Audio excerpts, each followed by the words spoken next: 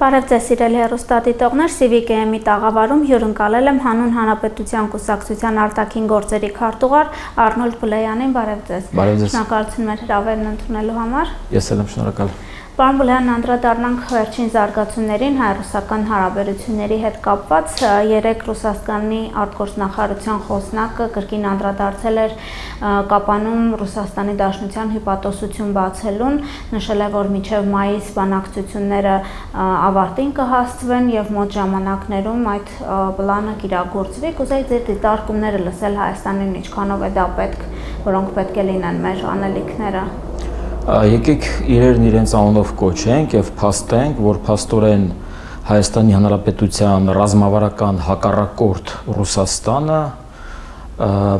որը չի ճանաչում Հայաստանի Հանրապետության սահմանները, չի ճանաչում անկախությունն, ինքնիշխանությունը, վարում է հիբրիդային պատերազմ մեր երկրի դեմ արդեն տարիներ շարունակ, առնվազն 2010-ականներից, որը թղթավորված պարտավորություն է ստանձնել Ադրբեջանի հետ հետախուզական տվյալներ տրամադրել Հայաստանի Հանրապետության վերաբերյալ, ցանկություն է հայտնում բացել հյուպատոսարան որտեղ, Կապանում, Սյունիքում, մի վայրում, որը ռազմավարական նշանակություն ունի թե Հայաստանի, թե տարածաշրջանի համար, որով Ադրբեջանը ցանկանում է անցկացնել այսպես կոչված Զանգեզուրյան միջանցքը, եւ բնականաբար պետք է մենք դրան դեմ լինենք։ Մենք տեսնում ենք եվրոպական տարատեսակ երկրներից, դեսպանատներից, ռուսաստանյան հյուպատոսարաններից արտաքսվում են տարբեր դիվանագետներ, պաշտոնյաներ, մեղադրվելով, որ իրենք հետախուզական, լրտեսական ծառայություն են իրականացնում, մատուցում իրենց երկրներում եւ հետեւաբար բնականաբար Ռուսաստանը հենց դրանով էլ զբաղված է լինելու։ Մենք գիտենք օրինակ, որ Իրանն է ցանկություն հայտնել, բացել ենք արդեն, Ֆրանսիան է ցանկություն հայտնել, այս տարի կարծեմ նույնպես պետք է բացենք եւ պետք է հասկանանք, օրինակ Իրանի բացումը մեզ նպաստավոր է, թե նպաստավոր չէ։ Իհարկե, որովհետեւ Իրանը ճանաչում է մեր անկախությունը, Իրանը պաշտպանություն է հանձնառել, ուրեմն հայ-իրանական սահմանը, այս կամ այն ձևաչափով եւ Իրանի հետ մենք համատեղ զորավարժություններ ենք իրականացնում, Իրանը դեմ չի Հայաստանի Հանրապետության եւ Եվրոպական միության մերձեցմանը, կողմ է դրան ավելին, նա շահառու է դրան, խոսել է դրանից դեսպանը, նա կողմ է, նա դեմ չէ համենայն դեպս Հայաստանի եւ Միացյալ Նահանգների հարաբերությունների սերտացմանը, ռազմավարական ուրեմն համագործակցության խարտիայի ստորագրմանը։ Ֆրանսիան նույնպես շատ կարևոր դերակատարում ունի, նա մեզ զենք է տրամադրում, նա հանդիսանում է ամենաառաջնային, այսպես ասած, դիվանագիտական մեր պաշտպանը արտաքին աշխարհում, ՄԱԿ-ում, գիտեք, քանիցս հենց Ֆրանսիայի օգնությամբ մենք կարողացել ենք տարատեսակ հարցեր բարձրաձայնել եւ ունենք Ռուսաստան, որի դերակատարման մասին արդեն ես նոր նշեցի եւ մենք կարող ենք մի եթեր անցկացնել, թե ինչպիսի բարդությունների եւ ինչպիսի խնդիրների առջեւ է կանգնացրել եւ փորձում է կանգնացնել եւ մեզ բառնում է, որ կկանգնեցնի Ռուսաստանի Դաշնությունը։ Հետևաբար մենք պետք է դիմադրենք, մենք պետք է տարատեսակ հնարքներով հնարավորինս հետաձգենք եւ հետագայում չեղարկենք։ Նամանավանդ երբ մենք խնդիր ենք դրել, որպեսզի Հայաստանը ընդհանրապես ապառուսականացվի։ Մենք ապառուսականացրել ենք հայ-ադրբեջանական սահմանը, մենք ապառուսականացրել ենք Զվարթնոց օդանավակայանը, մենք ապառուսականացրել ենք Հայաստան-Իրան անցակետը, Հայաստան-Թուրքիա անցակետը, Հայաստան-Իրան եւ Հայաստան-Թուրքիա սահմանապահները արդեն 50%-ով հայեր են։ Հետզհետե իրենք պետք է դուրս մղվեն բնականաբար։ Հետզհետե պետք է ապառուսականացվի Երևանի օդանավակայանը ռազմական, Հավոյկոտ ռազմաբազան, ինչի մասն է խոսքը գնում, ինչ հյուպատոսություն Սյունիքում։ Իսկ ո՞ն Ռուսաստանին ինչու է սա անհրաժեշտ ձեր կարծիքով։ Որպեսզի առաջինը դա քաղաքական ներկայություն է, որպեսզի նաեւ իրենց մշակութային տարատեսակ գործիքներով, soft power, այսպես ասած, փափուկ ուժի միջոցով, մենք գիտենք, մենք տեսնում ենք տարատեսակ այդ ռուսական տների բացումը, ռուսական գրքերի բացումը, Ռոսսոտրուդնիչեստվո կոչված այդ լրտեսական կառույցի գործունեությունը մենք տեսնում ենք եւ եւս մեկ ներկայություն են ուզում, որպեսզի ել ավելի մեծ ճշմարտ պահեն Հայաստանի Հանրապետությունը, որպեսզի հնարավորության դեպքում հերթական ինչ-որ մի բարտեր գործարքի գնան կամ Թուրքիայի, Ադրբեջանի կամ Ադրբեջանի հետ ի հաշիվ Հայաստանի Հանրապետության այս կամ այն տարածքի կամ մեր զոհերի, կյանքերի կամ մի այլ հնարավորության դեպքում։ Տվաբար սա եղել է արդեն դարեր շարունակ Ռուսաստանի Դաշնության գործելավոճը, քաղաքականությունը, ոչ մի նոր բան չեմ ասում, պարզապես դրանք փաստում են, որպեսզի մեր դիտողներն էլ հասկանան, որ Ռուսաստանի Դաշնությունը Հայաստանի Հանրապետության ոչ թե դաշնակիցն է ռազմավարական, այլ հակառակորդն է ռազմավարական։ Պարզապես Ռուսաստանը փորձում է ներկայացնել այնպես, թե ոչ թե մենք ենք իրենց պետք, այլ իրենք են մեզ պետք, եւս հայտարարությունները հնչում են նաեւ Հայաստանի եվրոինտեգրման ճանապարհի այս քննարկումների ֆոնին։ Ես ինչու եմ այս հարցը տալիս, որովհետեւ առ այսօր տարբեր պատգամավորներ Պետդումայի, նույնիսկ փոխխոսնակը խոսում են մասին, որ Հայաստանն է կորցնելու, եթե հանկարծ որոշի եվրոինտեգրման ճանապարհով գնալ դառնալ ԵՄ անդամ, որովհետեւ չի կարող միաժամանակ ԵԱՏՄ անդամ դառնալ, բայց մյուս կողմից կարծես Ռուսաստանը փորձում է ամեն դեպքում իր ներկայությունն ապահովել, այսպես ոչ Հայաստանի գեղեցիկ աչքերի համար երևի թե։ Իրենք մեզ պետք էին 2020 թվականի նոյեմբերյան պատերազմի ժամանակ, երբ իրենք հայտարարեցին, որ Լեռնային Ղարաբաղի հետ կապված իրենք որևէ պարտավորվածություն չունեն, իսկ 2013 թվականին երբ ես մտցնում էին Մաքսային միություն, հիմնական պատրվակն այն էր, որ այդ անվտանգային հովանոցը, որ մենք ունենք Արցախի եւ Հայաստանի Հանրապետության շուրջ, ել ավելի կամրանա։ Իրենք դեպ մեզ պետք են 2016 թվականին։ Իրենք մեզ պետք են 2021 թվականին, երբ արդեն բուն գործողություններ տեղի ունեցան ադրբեջանական զինված ուժերի կողմից Հայաստանի Հանրապետության տարածքում։ Իրենք մեզ առավել քան երբևէ պետք էին նույն թվականի նոյեմբերին, 22 թվականի ջերմուկին դեպքերում, բայց իրենք պարզվեց, որ մենք օրինակ 2020 թվականին հիշում եք, երբ Վլադիմիր Պուտինը ասում էր, եթե հանկարծ գործողությունները, ռազմական գործողությունները տեղափոխվեն Հայաստանյան դաշտ, Հայաստանի Հանրապետության դաշտ, ապա իհարկե ՀԱՊԿ եւ 100-րդ ռազմաբազա, ընդհանրապես հայ-ռուսական 97 թվականի պայմանագիրը գործի կդրվի, բայց թերևս նա չնշեց, որ մեր սահմանը պետք է դելիմիտացված եւ դեմարկացված լինի այդ ժամանակ։ Իսկ հետո պարզվեց, որ այու պետք է դեմարկացվի եւ դեմիլիտացվի, ես ձեզ վստահեցնում եմ, եթե դեմարկացված եւ դելիմիտացված լիներ, ապա մեկ այլ պատրվակ կգտնեին, որով չպաշտպանեին, չկատարեին իրենց պարտավորվածությունը ըստ 97 թվականի կամ ըստ ՀԱՊԿ կանոնադրության։ Եվ հետեւաբար իսկ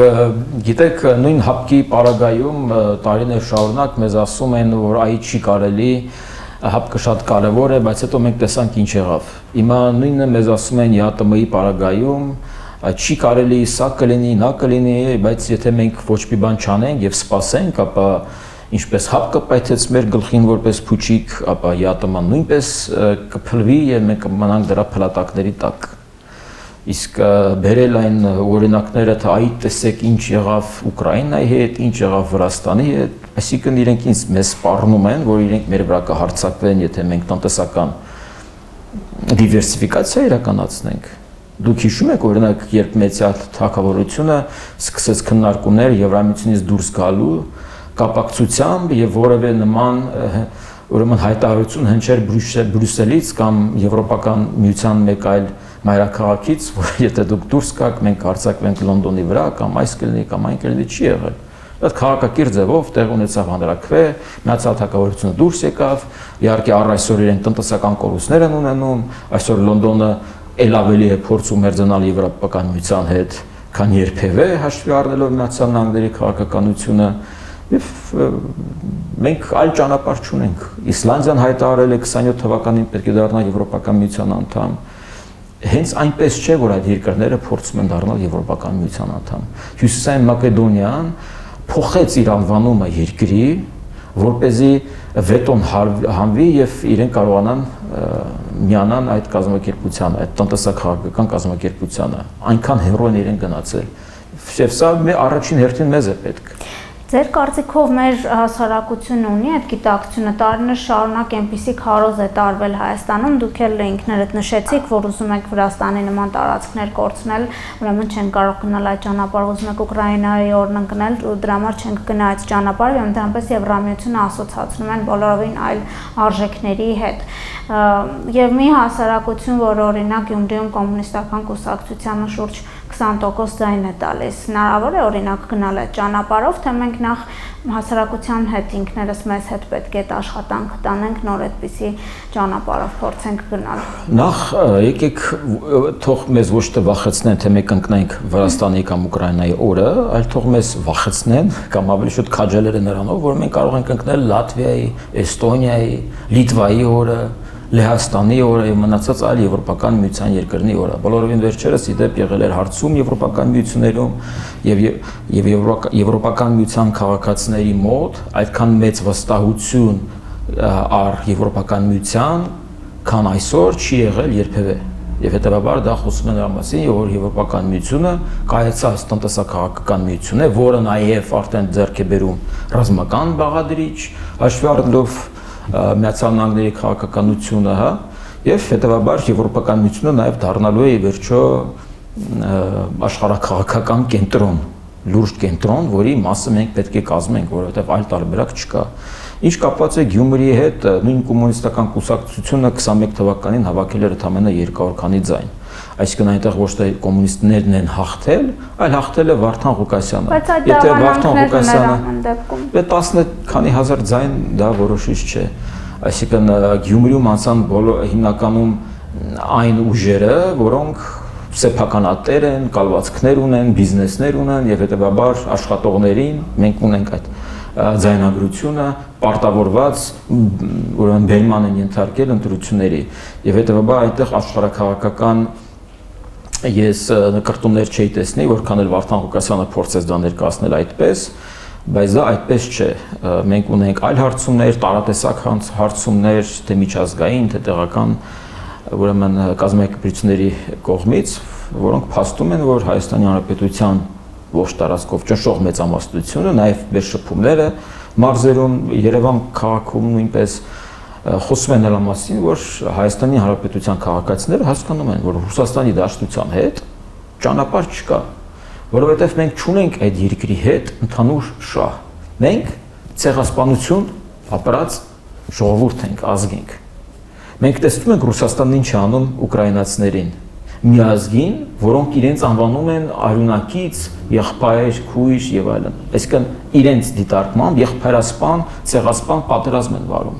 Մի քանի օր առաջ 9 երեխա զոհվեց, երբ իրենց հերթական հրթիռը իջավ Կրիվոյ Ռոգի շրջանում։ Այսինքն մենք ո՞նց կարող ենք այդ երկրի հետ հալապես առնչվել։ Մենք ինչ ընդհանրություն կարող ենք ունենալ այդ երկրի հետ։ Տոքսիկ իրավիճակ է, այսօր Ռուսաստանից դուրս ուր գնում ես, ռուսը ինքը շատ վտանգավոր է եւ ինքը շատ նեղաված է նաեւ, որովհետեւ իրենք հասկանում են, որ իրանք մերժվում են հասարակության կողմից, քաղաքակիրթ մարդկանց կողմից եւ այնպես չէ, որ Դոնալդ Թրամփի ընտրությամբ իրենց դիրքերը բարելավել են, իրենք ավելի ամրացվել են, ես այդքան էլ հակված չեմ այդ մտքի։ Ինչ հնարավոր սպառնալիքներ են հնարավոր այս ճանապարհին ձեր կարծիքով Ռուսաստանի կողմից։ Մենք լսում ենք առայժմ դա Հայաստանի ինքնիշխան որոշումն է, բայց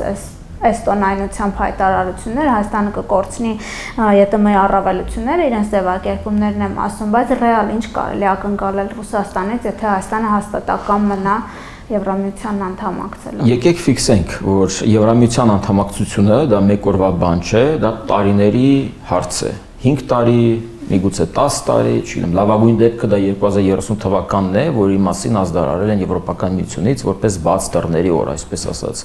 Երբ խոսում են Բոսնիա-Հերցեգովինայի, Մոլդովայի, Ուկրաինայի եւ Վրաստանի մասին, բայց այն ճանապարհը, որով Հայաստանի Հանրապետությունը անցնելու է, շատ ավելի կարևոր է, քան բուն անդամակցությունը, որովհետև այդ ճանապարհը իրենից ենթադրում է բազում ռեֆորմների միջոցով վերափոխում, փոփոխություններ եւ առաջին հերթին դրա արդյունքում շահելու են հենց այն գործարարները,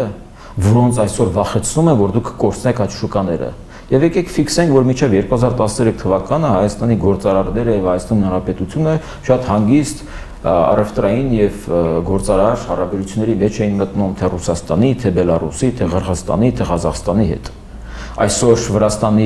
Այսօր Վրաստանը լինելով Եվրոպական միության տնտեսական գոտու անդամ, Ղրղստանի հետ մոտ 20%-ով իրենց շրջանառությունը մեծացել է։ Այսինքն այդտեղ չկան վտանգներ։ Հայաստանի գործարարը, հայ գործարարը չի կորցնի շուկաները, որտեղ այդ շուկաները էլի կլինեն փոփոխություններ մաքսատուրքերում, հասկանալի է, բայց հայ գործարարը հնարավորություն է ստանում նաև այլ շուկաների մուտք գործել, ավելի վճարունակ շուկաներ, հա, մենք խոսում ենք կես միլիարդանոց շուկայի մասին, որն ավելի վճարունակ է, քան Ռուսաստանի շուկան կամ ՀԱՏՄ-ի այդ չքան 180 միլիոնոց շուկան կամ փոքր ավել։ Բացի դրանից, այդ արտադրատեսակի եւ թրապես ապրանքների որակավորման բարձրացումից հետո նշանակում է, որ հայ սպառողը առաջին հերթին հենց շահառուն է լինելու, որն ավելի առողջ սնունդ է սպառելու կամ ավելի որակյալ ապրանքի սպառելու, կրելու եւ հետեւաբար թե Հայաստանի սպառողները, թե ընդհանրապես Եվրոպական միության շուկան է բացվում, թե այլ շուկաներն են բացվում, որոնք նույնպես կարիք ունեն որակյալ ուրեմն ապրանքների եւ իսկով ասած, որ ռուսները կամ ղազախները կամ ռուսներն ու բելարուսները չեն ուզում որակյալ ապրանք ընդունել։ Ես այստեղ ռիսկ չեմ տեսնում։ Ռիսկը շատ ավելի այն դեզինֆորմացիան է, որ գալիս է Ռուսաստանի կողմից եւ այստեղ հարցեր կան իրավապահ համակարգին, թե ինչու են իրենք թույլատրվում։ Մենք պետք է օգտագործենք Մոլդովայի օրինակը, մենք պետք է օգտագործենք Ռումինիայի օրինակը, Եվրամիության անդամ Ռումինիայում, ժողովրդավարական Ռումինիայում արգելվում են ընտրությունների մասնակցել այնպիսի մարդիկ, որոնք կապ ունեն Ռուսաստանի հետ, բայց մեր մոտ իրենք գրանցված ընտրողներ են եւ մասնակցում են Գյումրիում։ Այստեղ կան հարցեր։ Իդեպ նույնքան ցավոտ է Ռուսաստանն ընդունում նաև դիտորդների ներկայությունը հայ-ադրբեջանական սահմանին, նույնիսկ Բաքվի չափ ցավոտ կարելի ասել հայտարարություններից հայտնի դարձավ, որ մեծացել է այն գործողությունների ծավալը, որ իրականացնում են դիտորդները, նաև գիշերային ժամերի հետ կապված։ Կուզեի ձեր դիտարկումները լսել այսօր դիտորդները ինչ նշանակություն ունեն Հայաստանի համար, ինչպես է գնահատում նաև այս որոշումը։ Իհարկե շատ կարևոր է, իրենք մեծացել են դրանց քանակը, դիտարկումների քանակը կապված Ադրբեջանից հնչող ամենօրյա հնչող այն պնդումներից, թե հայկական կողմը կրակ է բացել եւ այլն, չնայած իրենք են կրակ բացում, երբեմն շատ հաճախ դրանք օդ են իրանք կրակում, պարզապես ստեղծելով այնպիսի ֆոն, որ հնարավոր չէ ստորագրել խաղաղության համաձայնագիր։ Բաքուն իհարկե փնտրում է մի պատճառ, պատրվակ, կազուս բելի, որպեսզի գնա ռազմական գործողությունների, ես վստահ եմ, որ Ռուսաստանը նույնպես դրան աջակցում է, որովհետև Ղարաբաղյան կոնֆլիկտը չլինելուց հետո, հա, մի նոր կոնֆլիկտ է պետք, մի նոր կրակային օջախ է պետք, որպեսզի իրենք կարողանան գան հերթական անգամ մեզ փրկեն, տեղակայվեն, իսկ հետո արդեն այդ տարածքների հաշվին գնան որոշ գործարքներ Ադրբեջանի հետ։ Ինչպես մենք տեսանք Լեռնային Ղարաբաղում, իրենք եկան, տեղակայվեցին, արցախահայերը վստահեցին, վերադարձան Արցախ, հետո եղան Փարուխի դեպքերը, հետո Փարուխ Արցախը ընդհանրապես հանձնվեց Ադրբեջանին, ինչ գործարքների արդյունքում։ Դրանք դա են ուզում, մենք պետք է դիմադրենք, մենք այլ ճանապարհ չունենք, Հայաստան Հանրապետությունը պետք է լինի ժողովրդավարական, ինքնիշխան եւ այն ընտանիքի անդամ, որտեղ այդ հասկացությունները գնահատվում են եւ քաջալերվում։ Շնորհակալություն հետաքրքիր զրույցի համար։ Ես մեր հեռուստադիտողներին հիշեցնեմ, որ CVKM-ի տաղավարում հյուրընկալել է Հանուն Հանրապետության կուսակցության արտաքին կապերի քարտուղար Արնոլդ Բլեյանին։ Չմոռանաք հավանել տեսանյութը եւ բաժանորդագրվել CVKM-ի YouTube-յան էջին։